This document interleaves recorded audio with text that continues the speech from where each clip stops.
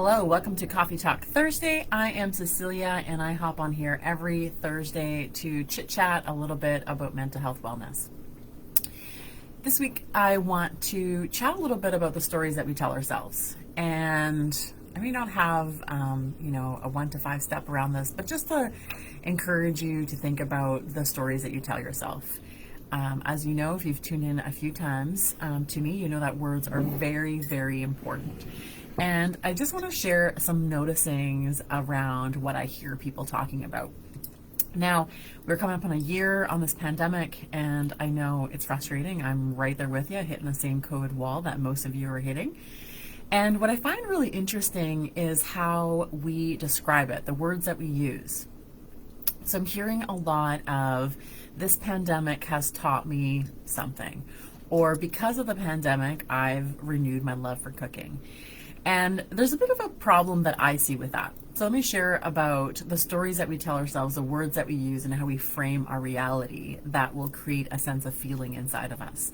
There's a really big difference between saying, the one statement saying, the pandemic has renewed my love of cooking, instead of saying, my reaction to the pandemic has been to renew my love of cooking. They sound maybe very similar, but the impact of how we tell that story is very different. In the first situation, we're giving a lot of credit to the pandemic. The pandemic has taught me this. The pandemic has given me this. So we're actually providing a lot of the credit to some external piece, which is the pandemic or whatever you want to call it. And the second way of saying it, if you say my reaction to the pandemic has been to renew my love of cooking, you are owning your reaction, you're owning your coping skill, you're owning your choices, and it becomes a very different story. It's an empowering story versus a reaction story. So these are just two really kind of simple examples around the stories that we tell ourselves are really, really powerful. And this isn't a quick fix around feeling better or not feeling stressed or not feeling down or depressed or sad or isolated because of what's happening in the world.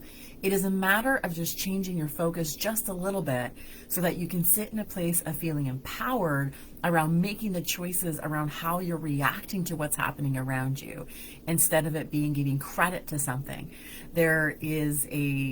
I know there's a lot of people who are trying to spin this in a super positive way and learning new languages and new skills and all these kind of things, which is, some of it's fantastic and great. But the consequence that it has is that it creates some shame for other people, because the story becomes, well, I've done this during the pandemic and what have you done? And how come you've coped by watching Netflix? And we've all coped by watching Netflix. And perhaps this is the impact of social media and what we're seeing in comparison games.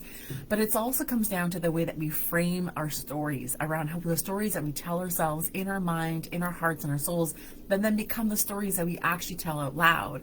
And the way that we tell these stories, the way that we frame these things impacts how we feel.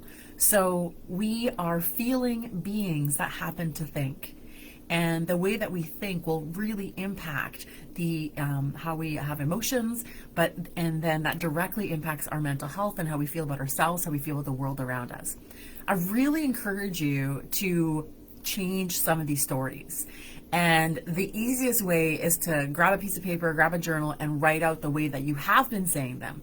Write out the way that you notice that you're telling those stories in your mind, or how you're actually saying them to other people, and switch them up in a way that allows you to sit in a place of being empowered instead of attributing something externally outside of yourself. When you put something outside of yourself, then you don't get to own it. When you put it inside of yourself, you actually get to own it. And it can be a little small change in the way that you're saying something to yourself. So again, the example is the pandemic has given me this gift of being able to cook again, versus my reaction to the pandemic is to renew my love of cooking. Like, they sound similar, but they actually feel very different. And I really want you to start thinking about owning some of these coping skills. I hear a lot of people who are very dismissive and minimizing all the amazing things that they've done to survive, to get through, to thrive in many situations on this really terrible experience that we're have lived through and are currently living through. whether it's impact on our relationships, on ourselves, on our kids, our communities, our people in our lives that we don't get to see, that we feel distant from. We've done a lot of things to get through this, to manage to get up every single day, take a shower, and put on our face and get to work or do the things, or sit in front of a computer to do our work from home. There's been so many changes and so many pivots we've had to make. And if we constantly are attributing somehow the choices or the decisions to the pandemic, it's external to you, it's not internal to you. And you need to start owning this so it can feel a bit better inside your body, but it also feels better in your mental health. We can sit back and say, these are all the things that I've done, and some of them might feel really small and insignificant, but they are big when they are compounded over the year. So the way we frame these things, these experiences, these stories is really, really powerful. So I encourage you to grab a journal, write out some of the things that you've been saying to yourself, notice how you're attributing things externally to you. And I want you to reframe that and reword that in a way where you can own that as a powerful choice, or a choice that you've made. You've tried something, maybe it didn't work, and that's totally okay. But I want you to start to own it. And you will notice a difference in how you feel and how you think about things. And that is something you can spread to the people around you, for them to change their language on how they're framing those stories. So I encourage you to grab a journal, do a little work this week. I hope you have a fantastic long weekend, and I will see you next week.